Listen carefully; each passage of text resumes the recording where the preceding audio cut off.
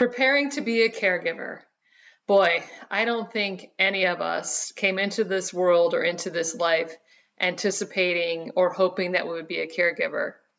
And we certainly did not come into this world prepared to be a caregiver, right? I know I certainly wasn't. I had a lot to learn. And one thing I did learn is that there are some definite skills and traits that are necessary to be an effective caregiver. So let's talk about those. What's the first one? Patience. I think this is the biggest one for sure. And it certainly wasn't an easy one for me to cultivate. I wasn't the most patient person at the time, but I will tell you, I have become a much more patient person as a result of caring for my mom with dementia. Now, patience also builds and breeds self-confidence. So it is a really great skill and trait to have. And one that if you're not good at, definitely should try and build that one up. Next is empathy. So this is different than sympathy. So we want to be able to get into the shoes and the head of our loved one, right? Understanding how they're feeling and how they're understanding things on a day-to-day basis. Now, this is different than sympathy where we don't want to feel sorry for them, right? We just want to put ourselves in their shoes and understand where they are at any given moment. The next thing is compassion. This is a big one. And I don't mean just compassion for your loved one, but also compassion for yourself. Having that self-love and that forgiveness for yourself through this journey is vitally important to your well-being. And we need to be flexible, right? Things change like the wind direction when it comes to dementia, for sure. So we need to be able to bob and weave and come up with creative solutions on any given moment's notice, essentially. And again, being flexible is not something that we're all good at. And one of those things we might need to kind of tap into and strengthen as we go through this process. So trustworthiness, very important to our loved ones. We want to start building that foundation early on because eventually they're going to see us as their safety blanket or their safety net, and building that foundation and building that rapport in the beginning will help in the long run. Even if you didn't have the best relationship before dementia, still build this foundation of trust because that's going to be critically important on how your loved one sees you in the future. Creativity. So this goes with flexibility that I said earlier. We need to be able to come up with creative solutions for different situations and different reactions and different things that come to us during the day and during the month of this journey of dementia. We also need to be able to be creative in coming up with engaging activities for our loved ones. So thinking outside of the box is really relevant to this journey because sometimes we need to come up with ideas that we didn't even know we could come up with, right? And digging through our garage and digging through our house and coming up with ideas that would make our loved one happy and reduce their agitation and anxiety as a result. And we've got to have humor. If we can't laugh at some of the things that go on during this whole process, we'll go insane. Now, I've got a good story about humor. My mom, when we had her, when she was in the residential facility, she wasn't there very long before she passed away, but I did go visit her and she was there during the holidays. I went to a brunch that they were hosting and I showed up and I'm like, "Hey, Mom," sat down next to her, like, "How you doing? I'm so glad to see you." And she looked at me with this perplexed look and she's like, who are you supposed to be today?" And I'm like, "Well, I'm Kim, I'm your daughter. And, I'm so happy to see you and excited to have breakfast with you." And she looks at me again and she says, "Yeah, you kind of look like my daughter, but she's much prettier." Gotta laugh at that. Anyway, it's clearly something I never forgot. And might I say, I had looked better on other days, but I didn't look that bad. I'm just saying. Anyway, so we've got to find some humor in some of these things that come up. It will definitely make this a lot easier. And we need to have the ability to let things roll off your back, just like with what I talked about with the humor thing. Sometimes things are said or done that we may innately take offense to, or just the extreme frustration of certain things or even little things. And we just need to let it roll off our back. And oftentimes we need to ask ourselves, is this really a problem? Like, for example, if your loved one puts on two shirts or puts a shirt on backwards or puts on mismatched socks, is it really a problem? No, it's not. Get on with your day and just let it roll, right? Unless, of course, if your loved one has too many layers of clothing on and they're sweating to death, and of course you want to alleviate and relieve them of that problem and situation. So one of the big things when we step up to the table as a caregiver is we've got to get our head in the game. And the first thing we want to figure out and deal with is denial, right? So we need to, right off the bat, understand that this is a progressive disease and that bad things are most likely going to happen. And we want to be ahead of the game in the preparation for this. So getting a game plan rolling early, like for example, a home safety plan, getting your finances in order, getting a med schedule set up will alleviate any mishaps potentially in the future. So there won't be the potential of taking the wrong meds, or maybe you will alleviate the potential of a stove being turned on, creating a fire hazard, things like that. So again, this is a progressive disease. Your loved one, unfortunately, is not going to get any better until they find other medications, and we need to be prepared for this. So get rid of the denial. The second thing is you have to secure your own oxygen mask first. I cannot reiterate this enough. As a caregiver, you have to be in tip-top shape to take on all of the things that you need to accomplish in a day, a month, or the lifetime of this journey. So if you don't take care of yourself mentally and physically, you are not going to be any good to your loved one. So not taking care of yourself mentally and physically is not in the cards. It's not an option. You must find ways to take care of yourself and keep your doctor's appointments. It's really, really vitally important. And we will discuss this in depth in caregiver wellness and give you some tools to actually easily do this, because I get it. Sometimes we don't have time and sometimes we're too exhausted to take care of ourselves. Completely makes sense and completely normal. But there are ways to do it that don't require a lot of time and effort. The next thing we want to do is we want to align your network. So start reaching out to people in your community, maybe your neighbors, your family members, church members, perhaps people you've met at a support group, and just make a list of those people that might be able to help you. Also in Caregiver Wellness, we'll actually map out a help plan for you with your list of people. So you start doing that now. That will be helpful when we move to that exercise in that module. You can't do this alone. It will break you. You need to have a support system in place, both for tasks and also just emotional support. You need both. So create that list. Really, really important.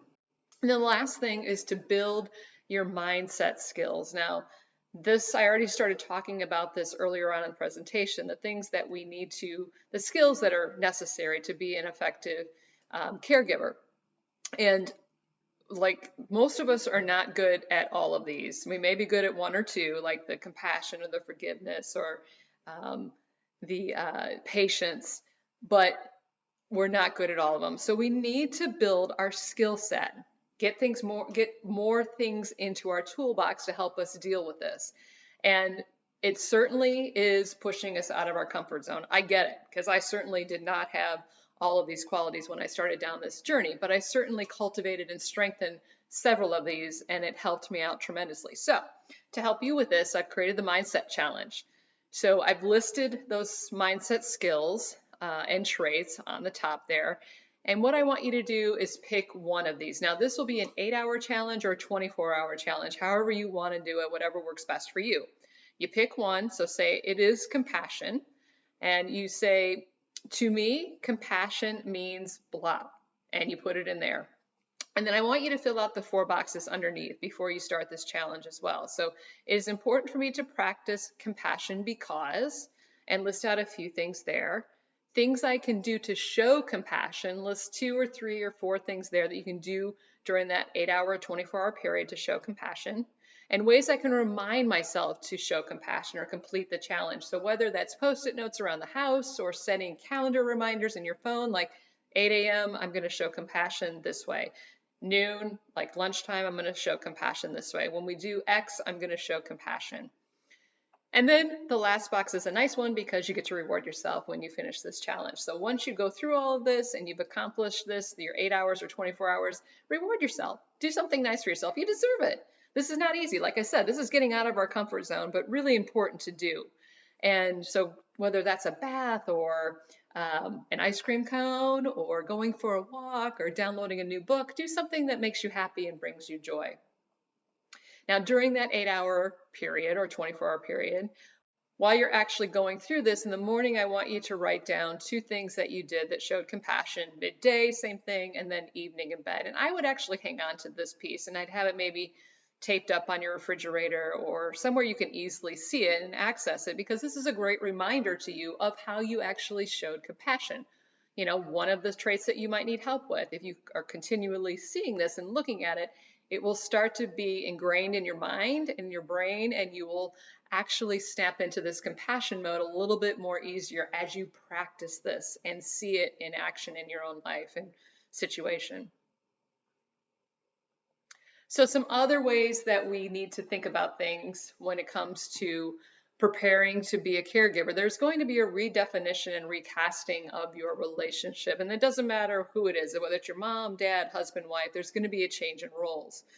And that's the first thing we want to discuss. So, for example, if your husband did all the driving or your wife did all the cooking, you are going to probably need to step into those roles and make adaptations and kind of prepare yourself for all this. So, taking cooking, for example, if you have never cooked in your life, you may want to start setting up some meal delivery services, or signing up with one of the internet meal service companies that deliver meals that you can prepare yourself, or take a cooking class, so that this isn't stressful for you and you are comfortable and you can actually do this with greater ease than you thought. So realistically, you're not only going to have to be in your role that you already are, but you're going to have to step into the role of your loved one. It's a lot, I get it, but that's how it has to be. The next thing, we need to forget about arguments and stop pushing back. So realistically, you're never going to win an argument with a person that has dementia. You just aren't. They are going to always be right, and we have to start thinking that way, that my loved one is always right. I'm in their world, I'm in their reality, and that is just how it is.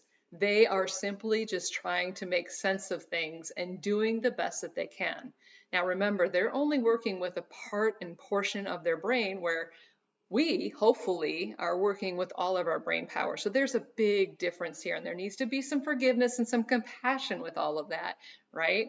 So I get it. We're task oriented. We want to get stuff done, but we have to stop being task oriented. And the number one thing has to be about your relationship, right? So keeping that relationship good, even if it wasn't great in the beginning, you're going to have to start bringing in some things to kind of, make that relationship good for both of you. And I'll tell you what, your loved one is 100% reacting to you all the time. So if you're frustrated, if you're angry, if you're like, I don't know, in this frantic kind of thing, your loved one's going to react to that. On the flip side, if you're happy and you're joyful and you're smiling and you're enthusiastic, they're going to react to that too. So what do you think? Which one's going to be better for the both of you? Right, the happy, joyful one. So you have the power to create the situation you want, right? You have the power. That's huge. So if you don't like the way something's going, change it. Change your attitude. Come in with happy, come in with joy. Even if you're frustrated, that's that whole creative thing, almost being an actor. You got to come in and be like, yes, I'm so frustrated I can't get your shoes on. But we're like, hey, let's put on your shoes. We have one shoe on. Great. That's terrific, right? So it's all in your power. And that is a big thing to wrap your head around for sure. It'll make your life a lot easier once you start realizing that.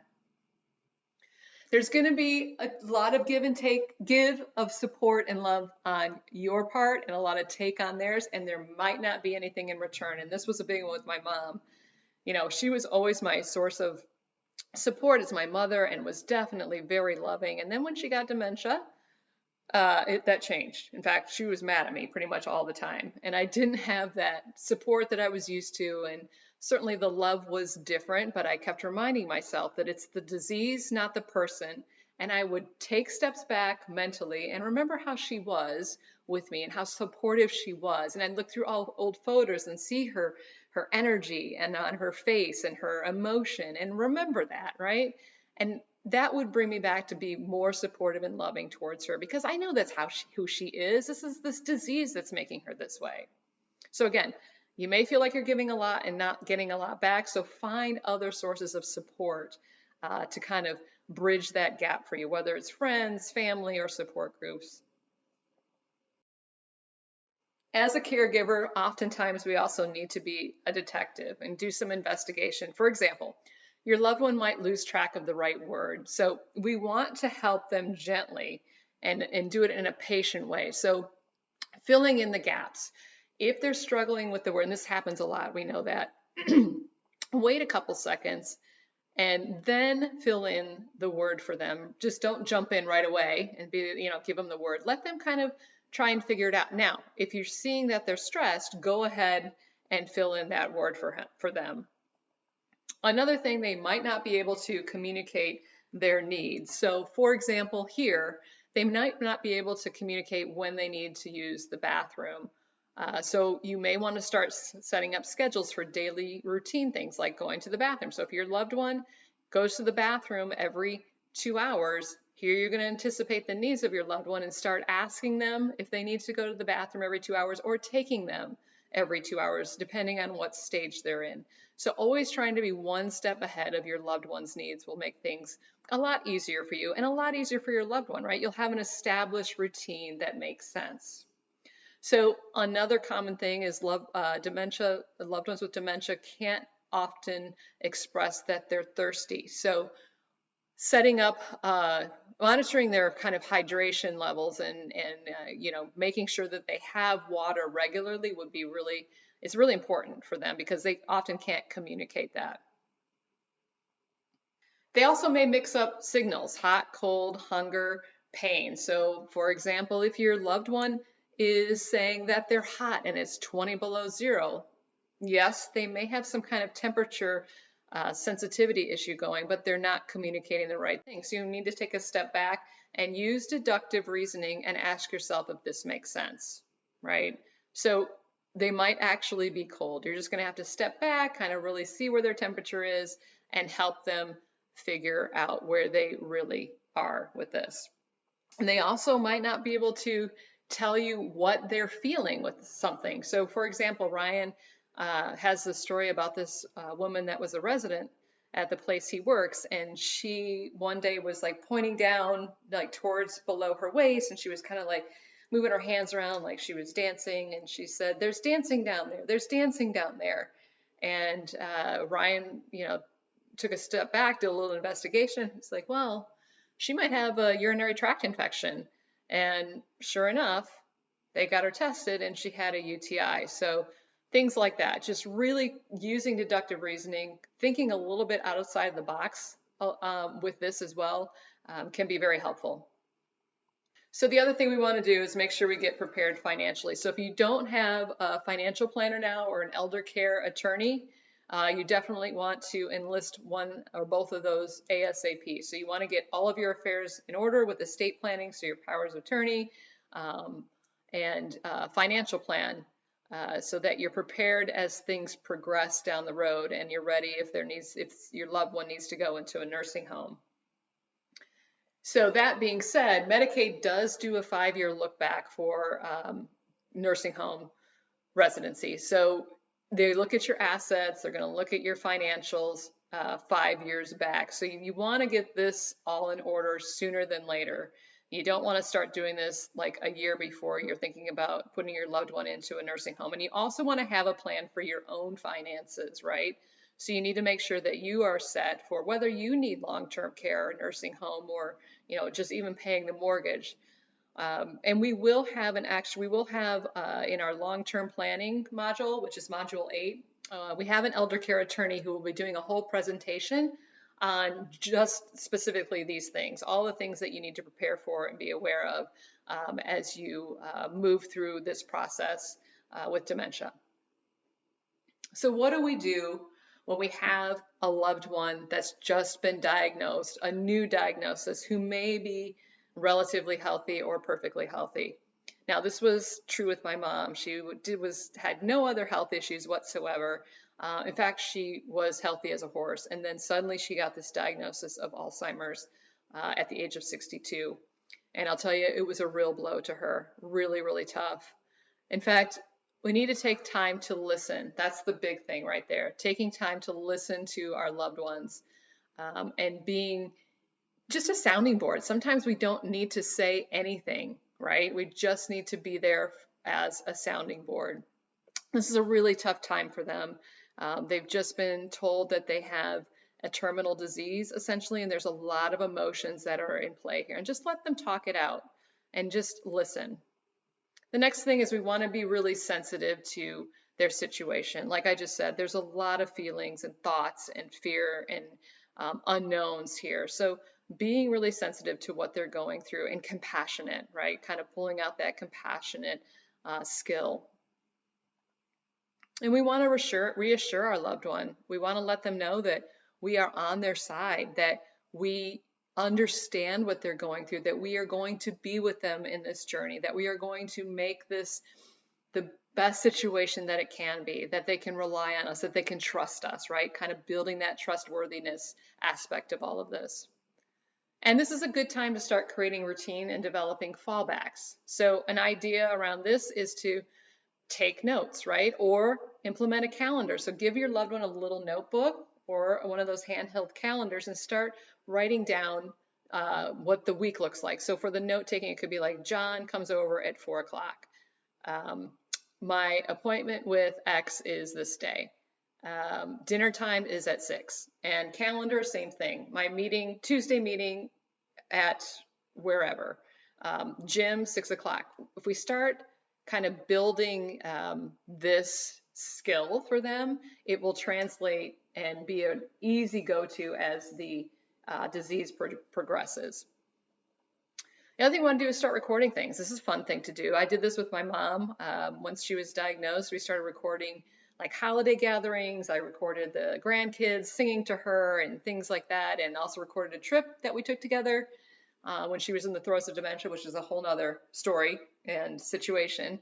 But, you know, these were great things for her to look back on and bring her joy. Like she wouldn't necessarily remember, for instance, the trip where we were, what we were doing, but she remembered how it made her feel, right? And that's the thing we call emotional memory, which we will get into in the next module right after this one. So, for example, there was one video of her holding a koala bear. We were in Australia. She was petting the koala and she was just so happy and just loved this little guy to death. And whenever I showed that to her, she didn't know what the animal was. She didn't remember where we were, but she'd light up with just this happiness. It was just wonderful. And these are great things for you to look back on. And once your loved one's passed on, it's so lovely for me to pull up these videos and see her smiling face and hear her voice. And it just is, it's just wonderful. You know, she's still alive to me that way. So really great thing to start implementing now. And then also we want to start building on interests that they already have. So making, you know, activities to keep your loved one engaged. So for example, if they're into Sudoku or crosswords, building on this interest and keeping them doing them regularly so that it becomes part of that routine that we keep talking about. And it will be an easy go-to once this disease progresses. So another example is my grandmother had vascular dementia, and she was a crossword puzzle doer daily. She did it. She did crosswords ever since I can remember. So we kept her doing those, and she engaged in crosswords even when she was well into dementia. Yeah, she didn't write the right letters in the boxes on many occasions, but who cares? She enjoyed doing it, and she would just even write on the crossword all over the place, but that was fine. It was something that was her time and that made sense to her and, you know, reduced her agitation and her anxiety. So really important to do this kind of thing as well to prepare. So that's it for preparing to be a caregiver. It's a lot to take on. It's, you know, like I said, we've sometimes got to step outside of our comfort zone and develop those skills that we don't have. It will make life a lot easier, I promise you. So do that mindset challenge. Again, you could do this more than once, right? And I encourage you to do so you can kind of build on all of those and get more things into your toolbox as far as being mentally prepared for all of this. Next up is emotional memory. And like I said, this is a great module because it's going to teach you and tell you about the importance of emotional memory and how that really will impact how your days, months, years, interactions, everything is with your loved one. Thanks, and we'll see you in the next module.